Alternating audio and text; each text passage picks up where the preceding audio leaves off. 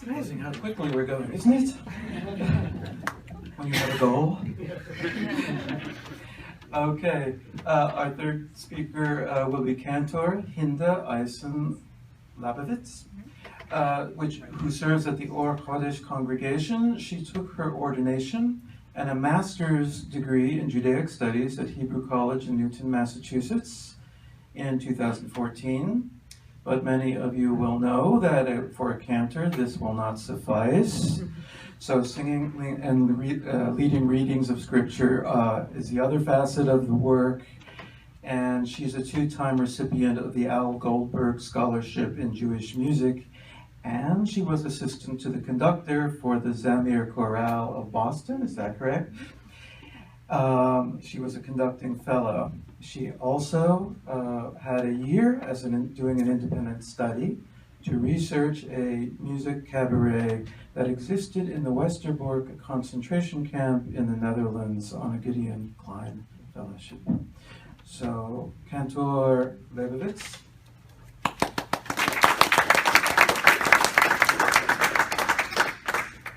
You'll have to forgive me as a cantor. I'm the one who leads services, which means I'm generally the one who's last in between people and food. You'll forgive me. I want to start out by talking about a Facebook group I belong to, which is a private Facebook group which talks about women's hair covering. The group, which is only open to women, posts a range from serious questions of modesty and what it means to look distinctive in the public. There are women who ask questions about religious practice, and there are also women who ask, does this scarf match my outfit? But the most amazing part of the group for me is that its virtual members represent a cross-section of Jews, Christians, and Muslims donning tichels, which is what I'm wearing, hijabs, hats, and headscarves. The group has taught me one significant truth, and that is this. Once we approach a level of appreciation for our observance and for our religion, a level of faith where we consider our religious practices holy, we're really all the same. We all struggle with values, we all struggle with modesty, we all struggle with what it means to be a religious person in modern society. As instructive as hair covering has been for me, practices around food are equally instructive. Food is the bridge, the tipping point, which turns us from instinctive animals relying on impulse into thinking, faithful human beings. As a God-fearing Jew, I don't just eat, I bless the God who provides me that food. As I searched my core text this week for messaging about food, I noticed that the Bible, every time it praises God or asks God to be the provider of food, it uses universal language. Psalm 145 tells us, "The eyes of all wait for you, God, and you give them their meat in due season. Open your hands and satiate all living beings." The first paragraph of our grace, which happens after meals, uses the language, "Blessed are you, Lord our God, who has fed the whole world in your goodness, in kindness, favor, mercy. God is the giver of bread to all flesh, for his kindness is eternal, and in his great goodness we have never lacked and will never lack food." And so the choice not to eat then is equally significant to all of us. By choosing to fast as a spiritual practice, we deny ourselves of the most basic need in order to cause change in ourselves and also to cause change in God.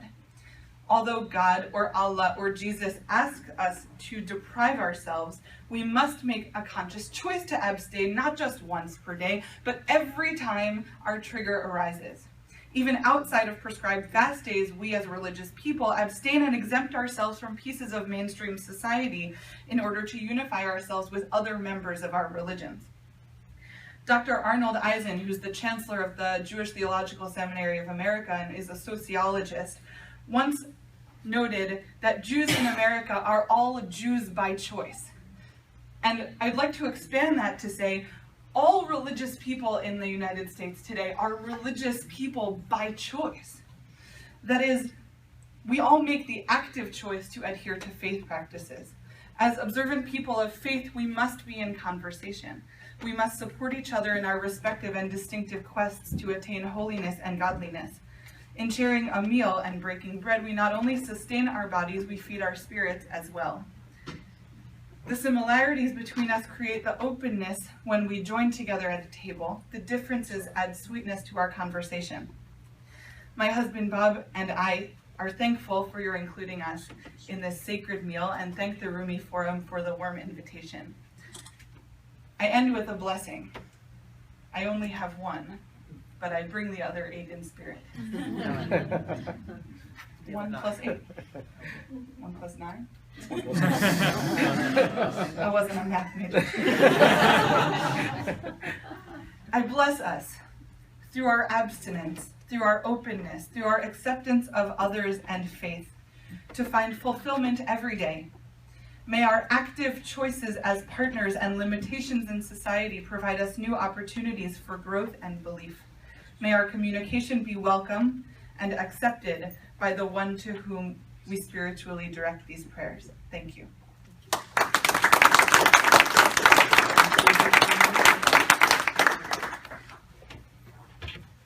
So I would like to have the other 2 speakers come back and join us up here. I won't give away the secret for a moment. While they're coming here, up to the podium, I just want to read a brief excerpt from Ibn al-Arabi, from the Tarjuman al-Ashwaq. This heart of mine can now take on any form. It's a gazelle's pasture and a Christian monastery, a temple for spirits, and the pilgrim's Kaaba, and the Torah's tablets, and the book of the Quran. I am a follower of the religion of love. Wherever path love's camels wander, that is the way of my religion and my faith. Ibn al-Arabi. I would like, do we have all 3 here? I think she stepped out. She stepped out. Okay, so Emre will now present something. Just a small gift. Well, I thank you for the blessings to our 2 speakers that are here before us. Hopefully this will play a part in... Thank you. Thank you very much. Thank you so much. You're most welcome. Thank you again. Please stand.